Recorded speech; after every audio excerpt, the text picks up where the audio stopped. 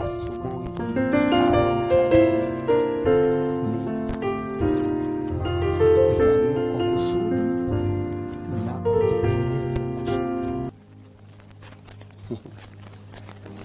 kuzaliwa kwa kusudi na kutekeleza kusudi.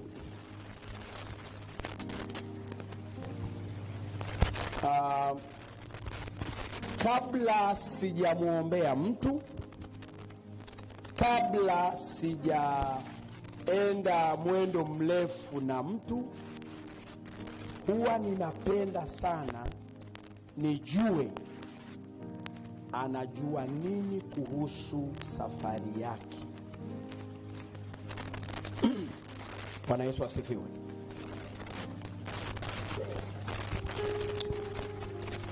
Kuzaliwa kwa kusudi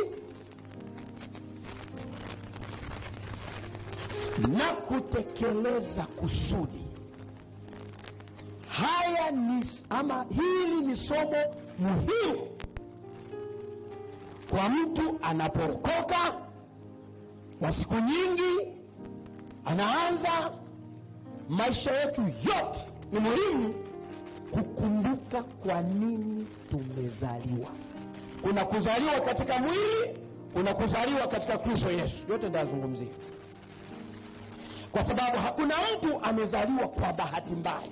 Wote tumezaliwa kwa sababu. Haijalishi mazingira uliozaliwa. Umezaliwa hospitali, umezaliwa ukiwa nyumbani, umezaliwa sijui wapi, mazingira yoyote. Mimi mama alinizaa akiwa huko shambani kwenye mihogo, nikazaliwa huko, nikarudi nyumbani. Haijalishi nilizaliwa mazingira gani. Haijalishi mama yako alikuwa anataka, alikuwa hataki. Baba alikusudia, hakukusudia. Wewe unahesabu ni bahati mbaya nilizaliwa. Nataka nikuhakikishie leo, hakuna aliyezaliwa kwa bahati mbaya. Kila mtu amezaliwa kwa kusudi. Bwana Yesu asifiwe. Jina la Bwana libarikiwe. Nataka tuende pamoja kutambua jambo hili katika maisha haya tulionao, au kujua kwa nini upo.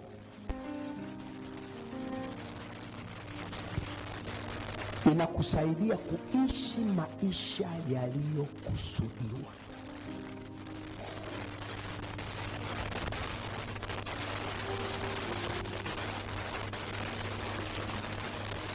Ukisoma katika kitabu cha Waefeso sura ya 2 mstari wa 8 hadi wa 9. Nataka mmoja ambaye alikuwa ananisomea, yuko wapi? Hayupo. Waefeso 2:8-9. Naomba nisomee chap mtu mmoja anisomee haraka. Jana wangu tuliwapeleka shule. Tuanze kutumia ada zenu pole pole. Kwa maana mmeokolewa kwa neema, kwa njia ya imani, ambayo hiyo haitokani na nafsi, ni kipawa cha Mungu, wala si kwa matendo, wala si kwa matendo, mtu awaye yeyote asije akajisifu. Rudia mstari wa 8. Kwa maana kwanza, jambo la kuokoka, kuzaliwa kiroho na kuwa hapa saa hii. Mstari wa 8 unasemaje? Kwa imani. Anza mstari wa 8, anasemaje? Kwa maana mmeokolewa kwa neema. Kwa maana mmeokolewa kwa neema, kwa njia ya imani. Kwa njia ya imani, ambayo hiyo haikutokana na nafsi zenu, haikutokana na juhudi binafsi za mtu. Ni neema, ni kibali, ni mpango wa Mungu. Endelea. Wala si kwa juhudi wala matendo ya kibinadamu, Mtu yeyote asije akajisifu. Funika macho yako. Mungu Baba, katika jina la Yesu, asante kwa ajili ya kila mmoja ambaye amekusudia kubadilishwa na neno lako. Tumetulia sasa chini ya uvuli wako. Tunatamani kusikia kile ambacho umekikusudia kwetu leo. Itia nguvu sasa katika jina la Yesu. Amen. Amen. Bwana Yesu asifiwe. Nataka mtu anaitika amen, manake iwe hivyo vinavyozungumza. Bwana Yesu asifiwe. Kuokoka na kuja hapa kanisani ama kutoka kwenye familia yako na kuja kwenye familia ya Mungu sio juhudi binafsi. Tulikuwa na mkutano hapa, I think kwa si mwaka huu, mwaka jana, last year. Tumekuwa hapa, watu wengine wakaokoka, wengine wakaja baadaye, na wengine wakawa wamekuja kabla ya mkutano. Haukuja hapa kwa sababu ulishawishika na kwaya ama ulishawishika na ukaribu wa kanisa au umeshawishika na kitu chochote kile.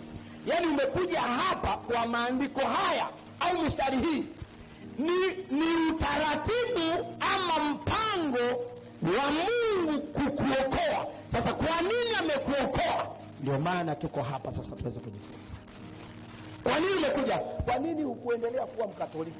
Kwa nini ukuendelea kuwa Muislamu? Kwa nini ukuendelea kuwa huko? Kwa nini ukuendelea kwenye dini yako? Kwa nini ulitoka huko ukaja hapa? Wengine kwanza Mungu aliachilia magonjwa kwao, alafu magonjwa yakasababisha waje hapa, wakaombewa, wakakaa hapa. Kwa hiyo unaweza kuhisi labda kuna juhudi binafsi za kibinadamu, ulialikwa na mtu, ulihamasishwa na mtu kwa sababu alikuombea. Hakuna.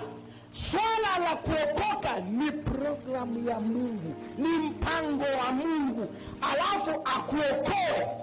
Baada ya kukuokoa unapaswa kuishi sasa kusudi.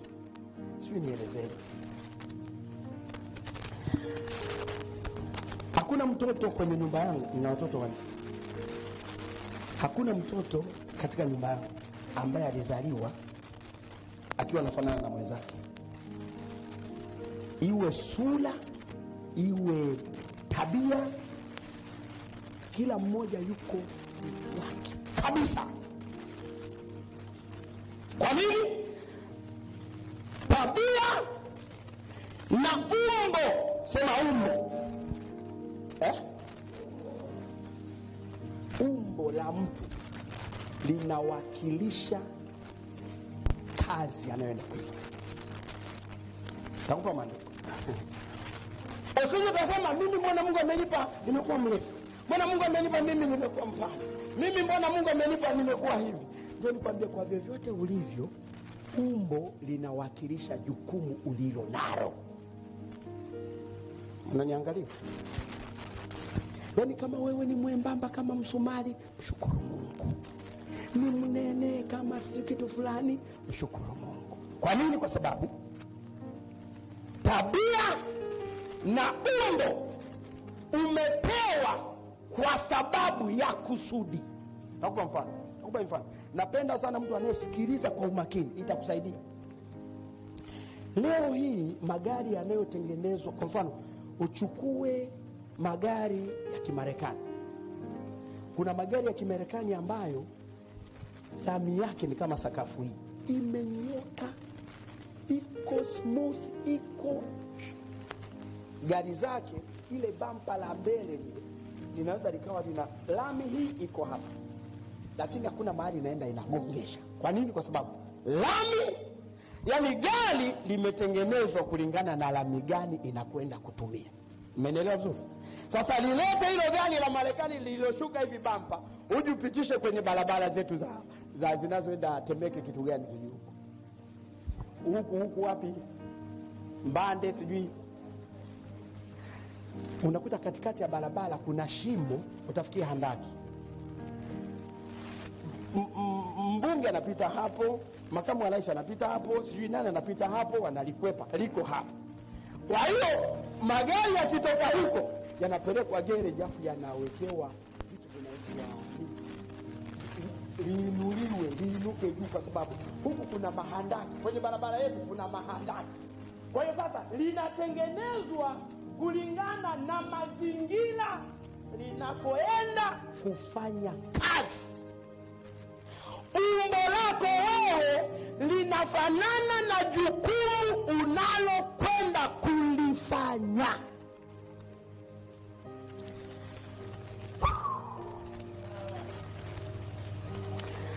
Usijilaumu una masikio marefu au mafupi, au na mguu hauna kiatu saizi. Usijilaumu, inategemea na barabara unayoiendea, safari yako. Na ndio maana hupaswi hata kuthubutu kujilinganisha na mtu. Takuonyesha dhambi ya kujilinganisha ni mbaya sana. Yaani usiseme ningekuwa fulani ningekuwa nimefanikiwa, ningekuwa nimesoma kama fulani ningefanikiwa, ningekuwa nimezaliwa kwenye familia fulani ingekuwa nzuri. Unakosea. Umezaliwa kwenye hiyo familia kwa sababu maalum na kwa kusudi maalum. Sasa unachopaswa kukifanya, mtaji wa kwanza, umevuliwa huko nje, umeletwa hapa. Ukifika hapa mwambie Mungu, nimezaliwa katika wewe kwa kusudi gani?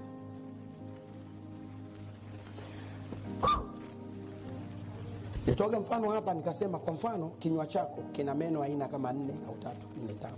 Kinywa mdomoni, meno yako yote hayafanani. Meno ya hapa mbele hapa ni kama siwaseni 4 haya, ya chini 2 na juu. Haya ni kwa ajili ya kukatia vitu laini. Kwa mfano ndizi. Hivi ndizi unaweza kulia huko, unapeleka wapi? Pembeni, sio huku. Hapa kuna meno yanaitwa meno ya mbwa hapa. Hapo ndio unakatia mwanga. Alafu kikata unakuja kutafunia hapa mbele. Unapeleka kwenye kinu kule nyuma. Kule nyuma kuna kinu kule cha kukoboa na kusaga kule. Kinasaga, kinachuja. Mchuzi unaenda, makapi yanatoka nje. Ni utaratibu. Kwa hiyo umeumbwa sawasawa na kazi unayokwenda kuifanya. Uwe black, uwe white, uwe maji ya kunde, sijui maji ya maziwa, vyovyote vile rangi yako ina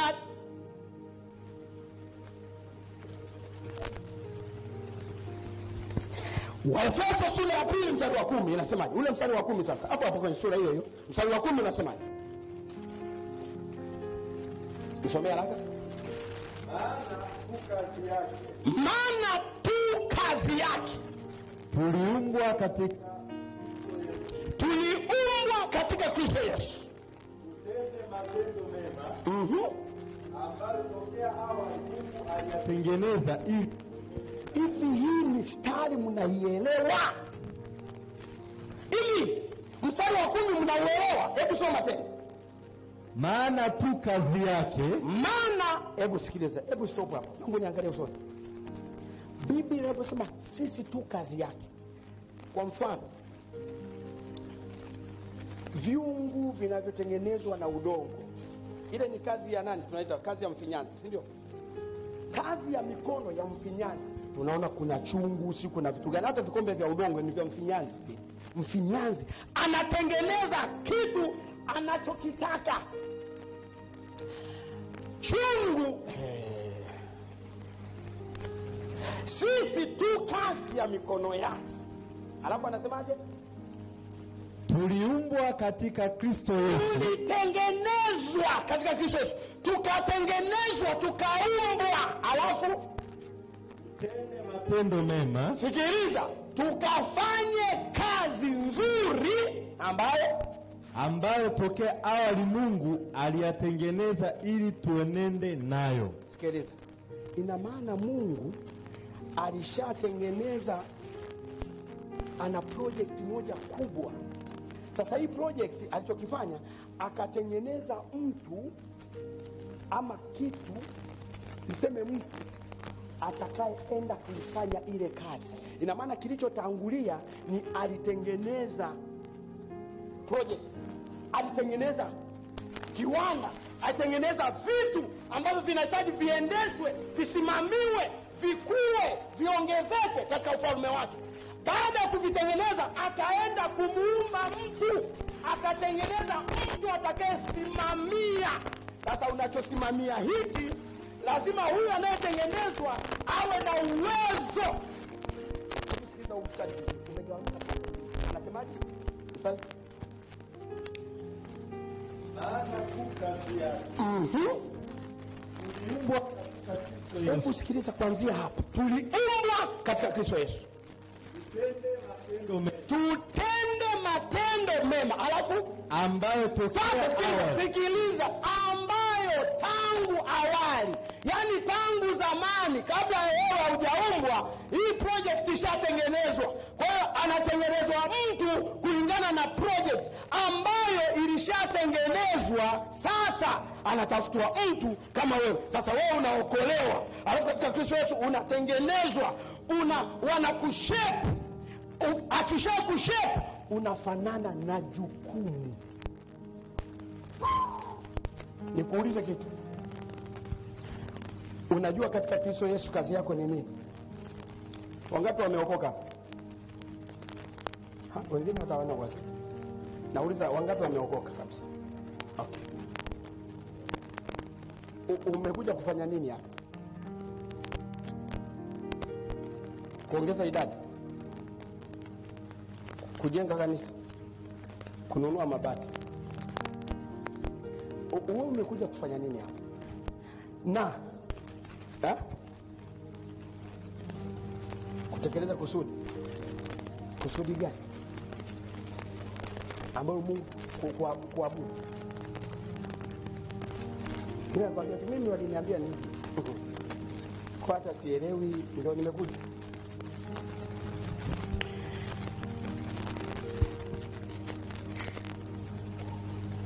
Na ndio maana unatakiwa kuwa makini sana maisha yako, kwa sababu ni special kwa ajili ya jambo fulani.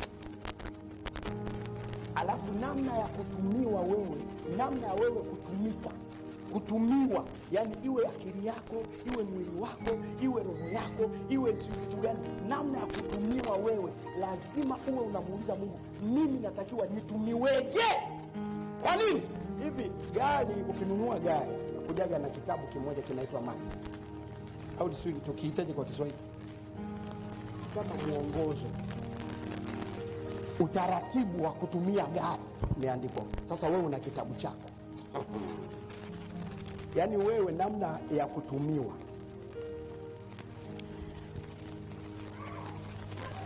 Unajua kwa nini tunaharibika? Kwa sababu hatuangalii kwenye maendeleo kwamba sisi tunatakiwa tutumiwe. Hata simu, ndani ya box la simu unakuta kuna kitabu. Wangapi wanakutaga kale kitabu? Ushaikaonaga? Wangapi wanakatupaga kule kali yako? Kwa nini? Yaani wewe unajua kwa nini ile simu, kuna simu wakati mwingine zinaharibika, na sio kwamba zimeharibika, ila kuna namna tu ambavyo umebonyeza zile button. Ungefuata utaratibu wa kwenye kile kitabu, uweze kumpelekea fundi. Inaonyesha ukibonyeza sehemu fulani itatokea kitu fulani. Sasa ili utoke hapo, sasa wewe unaenda kumpa fundi. Nashangaa sijui imefanyaje, akamwambia una 30 hapa, sema sina bana 25, afa nakwambia nenda urudi. Kumbe ni issue ya kubonyeza. Inatoka hapa akamwambia bana nimeshapona. Sema fundi, utakuwa fundi wangu. Useme utakuwa mwizi wangu, fundi wangu. Why? Haujawahi fuatilia kwa namna ulivyoumbwa. Una kitabu chako. Ukisoma hapa anasema, hebu soma huo mstari vizuri. Kuna watu hawaelewi ninachozungumza. Maana tu kazi yake. Tuliumbwa katika Kristo Yesu. Tulitengenezwa katika Kristo Yesu. Tutende matendo mema. Kuanzia hapo ndio nataka uelewe hapo kwenye tutende matendo mema. Alafu ambayo tokea awali, yani tangu zamani, Mungu aliyatengeneza ili tutende nayo, tuenende nayo. Na ndio maana ukiwa hapa lazima uwe unajua wewe ni nani na umekuja kufanya nini. Hiyo ndio point yangu ya msingi sana. Na ndio nikwambie, tuna matatizo na shida nyingi ambazo zinatokana na kusimama kwenye nafasi ambayo sio ya kwako. Na unaposimama kwenye nafasi, unaonaje jino la mbele liende kusaga kule nyuma? Litastahimili? Litastahimili yale mahindi magumu kule nyuma? Yale kwanza muundo wake. Hivi mmeona yale meno ya kule nyuma, mnafahamu muundo wake jinsi alivyokaa? Ni marefu hivi. Ni mabapa hapa juu yameweka vitu fulani. Alafu hayako square. Hapa ni kama pameponye. Hivi mnanielewa ninachokiongea? Maana nyinyi mnielewi. Yaani hapa juu yamekaa zigzag. Alafu ni mapana hivi. Alafu ya juu na chini ndio yanafanana. Na hii zigzag ya hapa ina muingiliano na meno ya juu. Sio ukafikiri yamewekwa. Yaani ili ikigandamiza kitu hivi, yaani kinasagika.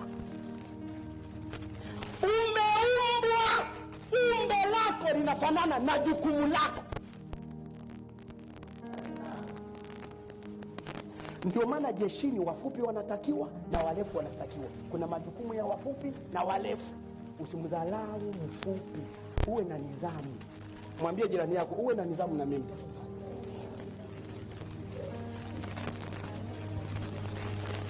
Wewe unajiona mrefu kwa sababu ya huyo mfupi. Asingekuwepo wewe usingejijua wewe ni nani.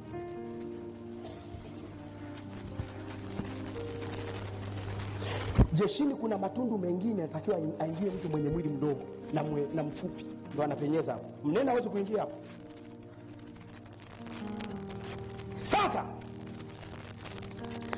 kuna matendo mema ambayo tuliumbwa kwayo. Tunapookoka, ukiokoka lazima uanze kujitafuta wewe ni nani, alafu simame hapo, na kuanzia hapo kuna baraka za mtu. Na ndio maana ngoja nikwambie, ukishajitambua huwezi ukaolewa na mtu yeyote ili mradi ana suruali. Haiwezekani. Kwa nini? Wewe ni type nyingine. Na huwezi ukaoa mtu yeyote. Kwa nini? Huyu inatakiwa aje ahusike wewe kutimiza kusudi la Mungu katika maisha yako. Na ndio maana kuna watu wamestaki, wameshindwa kwa sababu wamekutana na vyuma ambavyo sio vyenyewe. Yaani unakutana na mwanaume anakuambia yote unayoyafahamu kutoka kwa wazazi yako yaishie nje. Hapa kuna sheria mpya. Si ujapotea tayari? Sina mnaniangalia ndio ujapotea. Unakutana na mtu ambaye ana sheria zake. Wewe umeundwa ama umetengenezwa kuwa jino la huko ni kusaga vitu. Anakuambia kuanzia sasa utakuwa unakata vitu laini. Lazima wewe unajua unaoa nani, unaolewa na nani, ambaye atakuwa sehemu ya hicho ambacho umeumbwa kwacho. Si mtu yote anaweza kaja kwako asema nataka nikuoe. Yeye kwa sababu amevaa suruali, ana kitu gani, ana chumba kina godoro. Godoro. Wewe umeshinda kununua godoro. Kuna watu ndoto zao zimeishia alipoolewa. Ndipo alipoanzia kupotea. Mwingine alipooa ndipo alipoanzia kupotea. Manake hawezi kujipata tena. Amekutana na mtu ambaye amempa maelekezo mengine.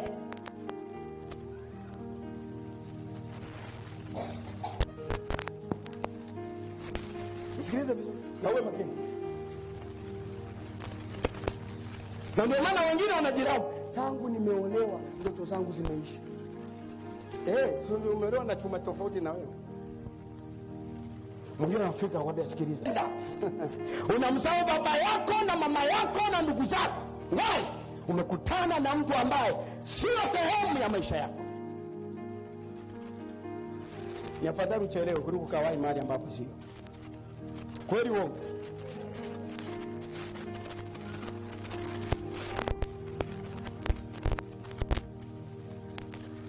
Nisikilize vizuri. Hizi ni pointi za muhimu sana. Kwa nini wakati mwingine mimi ndio maana mimi sio mwepesi sana kuombea watu. Yaani kuombea watu mimi nakemeaga mapepo hasa. Lakini kuna wakati mwingine natakiwa nikukalishe chini, nikupige sindano ya mishipa. Sindano ya wapi? Kwenye nyama haitoshi. Kuna ugonjwa kwenye mishipa, kwenye moyo. Dawa iende kwa kufuata mishipa mikubwa ya damu, ikimbize dawa. Na ndio maana unapokasanga unapiga maombi, unaomba, unafanya nini, lakini kwa sababu ya huyu uliyejiunganisha naye ni tatizo katika maisha yako. Na ndio maana katika swala la kuoa na kuolewa lazima uwe makini sana. Haijalishi una haraka ya kiwango gani, kwa sababu mtu unayejiunganisha naye ana nafasi kubwa ya kukusaidia kusonga mbele ama kukukwamisha. Wangapi wanaelewa ninachokiongea? Ndio maana kwenye Biblia utawakuta watu ambao walikatazwa kabisa kuoa kabisa, akiwepo Yeremia. Yeremia aliambiwa asiowe kabisa. Kwa nini? Misheni yake hairuhusu. Paulo ilibidi aachie mambo ya ndoa, hakuingia kabisa. Misheni yake ilikuwa hairuhusu. Paulo mara amefungwa miaka 2, mara 3, mara sijui yuko baharini, sijui ameshushwa kwenye kikapu, sijui wapi. Saa ngapi utaenda kupeleka watoto shule? Mungu akasema wewe sikiliza, utakaa peke yako. Misheni zote utafanya ukiwa peke yako. Kusudi linakushape uwe mtu wa aina fulani. Usiwe rafiki wa huyu isipokuwa huyu. Usiwe na huyu ila uwe na huyu, kwa sababu ya kusudi la baadaye. Kwa nini tumefeli? Tumefeli kwa sababu tumejiunganisha na watu wasio sahihi, wamekwamisha mwelekeo wetu. Alafu nakuja hapa tukuwekee mikono, tutabadilisha nini? Wewe unataka mimi nifanyeje? Unataka kuniua?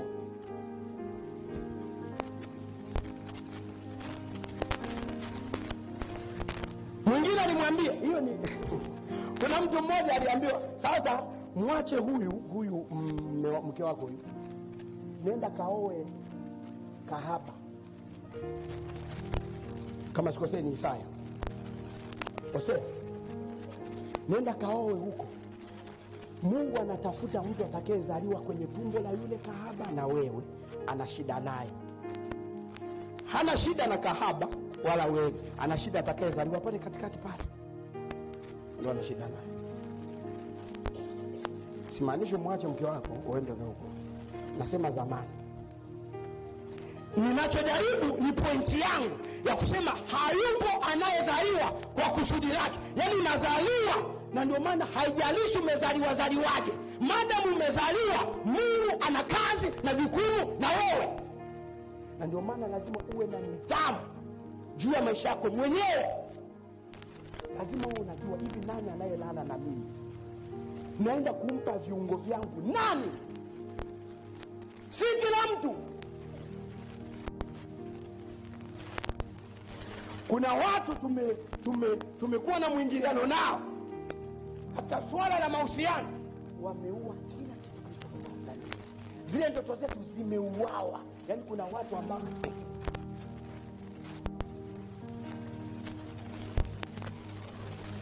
wangapi wanaelewa ninachokiongea? Ni muhimu sana kujiheshimu, ni muhimu sana kujitafuta. Ndio nikwambie, usiwe na haraka, anza kujitafuta. Wewe ni nani? Kuna watu wamekuja hapa duniani wana mission ya muda mfupi.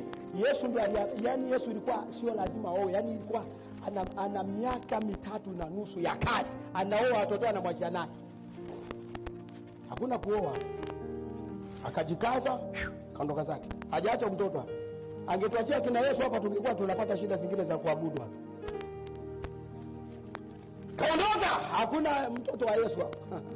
Alikuwa mtu 100%, nimesema alikuwa na uwezo wa kuoa na kuzaa. Hakuoa. Kulikuwa na mission maalum, na muda ulipofika aliondoka. Kuna wengine walioa. Wakina Petro, wakina nani? Walikuwa na wake zao. Mission yake inaruhusu. Kuna wengine hairuhusu.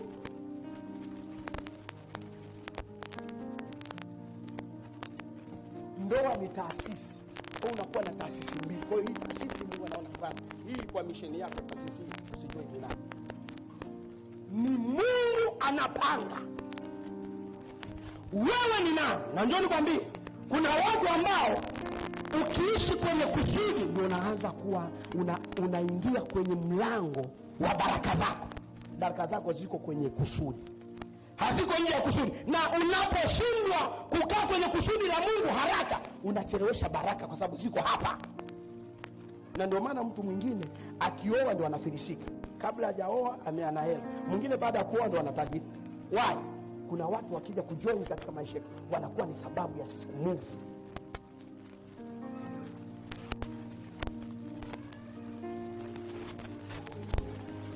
Hivi chuma cha baiskeli unaweza kufunga kwenye chuma cha gari. Nini kinatokea? Vitu havitaenda. Ndio maana kuna ndoa zingine zina kelele mwanzo mwisho. Why? Hicho sio kwa sababu mmezaa watoto kwamba mbona tumezaa na watoto, mbona mama mkwe ananipenda. No. Hizi kelele zishawahi kufuatilia. Why? Mpaka unaenda uzeeni unasema nilimkataja yule ambaye alikuwa tukutanaje hapa. Unakumbuka watu wa zamani. Yule aliyekuwa anakuja pale nyumbani, alikuwa ni wa Mungu yule. Ili ni baba ile hata sirieni sio nilikubali la nini? Sisi tukufanya. Maana tulipomkataza ulihamia na nguo zako. Jamani wewe rudi sema wewe.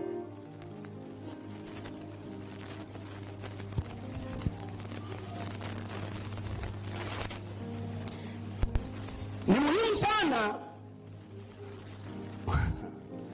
Sikiliza hii sentence ni ya muhimu sana.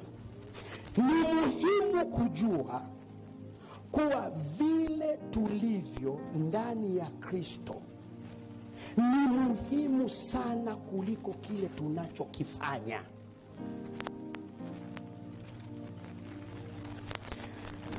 Ni muhimu sana kujua kusudi la Mungu kwanza kuliko hicho unachokifanya leo. Unaweza kuwa unafanya jambo kwa msisimko wako. Unaweza kuwa unafanya jambo kwa sababu ya ushawishi wa watu. Unaweza kuwa unafanya jambo kwa sababu jamii inapenda. Unaweza kuwa unafanya jambo kwa sababu baba na mama wamekuelekeza, au umejikuta kwa kwenye jamii inayofanya kitu fulani na wewe unafanya hicho kitu. Ndio nikwambie, hicho unachokifanya si muhimu kuliko kile ambacho ulipaswa kuwa. Hicho kutakuwa na mafanikio makubwa sana kuliko kile ambacho unakifanya leo na hauoni matokeo. Bwana Yesu asifiwe. Nataka uitike. Bwana Yesu asifiwe.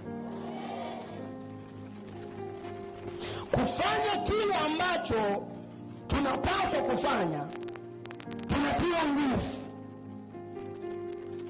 Ni sawasawa na mimi ninajifahamu kwamba mimi ni mhubiri wa Injili. Pamoja na magumu ya kwenye Injili nitapambana nao na nitashinda kwa sababu niko kwenye njia sahihi. Kuna neema ambayo inanitia nguvu. Ndio maana mtu mwingine anaweza kusema mimi kuwa mchungaji naweza nikapiga watu. Kwa nini? Yaani hiyo neema huna. Ungesema mimi anasema jamani muwai wanakuja saa muda wanaotaka. Mimi siwezi kuwavumilia hata saa moja. Hiyo sio njia yako. Yupo ambaye anasema jamani mbona mmechelewa? Wakati mwingine anakuwa mkali. Hivi nyama hamnielewi. Wanamshangaa usoni.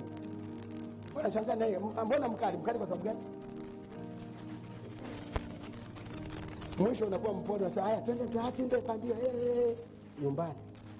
Mwingine utakuta hapa sijui amefunga, amesema hapatumiki. Why? Neema huna. Unapofanya kitu ambacho ni kusudi la Mungu, tunatiwa nguvu. Bwana Yesu asifiwe. Yaani unapofanya jambo ni sawa na mtu ambaye wewe unafanya biashara labda kubwa, ukamkuta mtu mwingine anauza karanga, afu ana amani. Kwa nini ana amani? Wewe unasema hivi karanga nitasomesha watu, lakini mwenzio hili ana amani kwa sababu yaani katika hilo anaona faida. Kushindwa kujitambua katika mwili wa Kristo, wewe ni nani, ni kosa kubwa. Sijui nikuelezee. Labda kwa mfano tumchukue Simbe yeye vyombo vikitulia, na wakati mwingine hata mahubiri ya muhusu Kwa nini? Yaani yeye ana, yaani vyombo vikisumbua na yeye ni injili imesumbua. Mimi naweza nikapata shida. Kwa nini akilii? Lakini nasema anyway, Mungu amenipa sauti. Lakini yeye anataka mpaka kilii kwa sababu ana neema huko. Nimetokuta anahangaika, amefunga hapa azui nini. Siku moja amekuja kule kanisani akasema, "Mbona vyombo vyenu vinakoroma kiwango hiki?" Nikasema, "Si umeshaviona? Umeshaviona, ondoa kukoroma." Mimi sina neema ya vyombo. Mimi nikuta hii nalia natumia nayo ile. Hii stop. Yeye atakwambia bana lazima ilie na ile afu iangalie kwa mimi hayo sihangaiki nayo kwa sababu sina neema hiyo huko.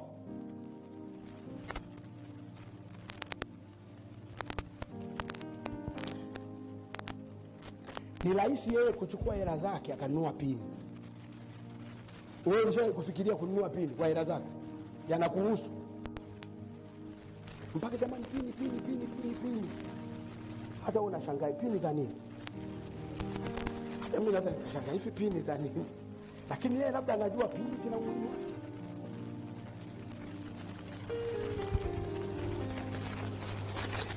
Yohana sura ya 4 mstari wa 34. Nataka niende hapo haraka. John chapter 4 verse 34. Anasemaje?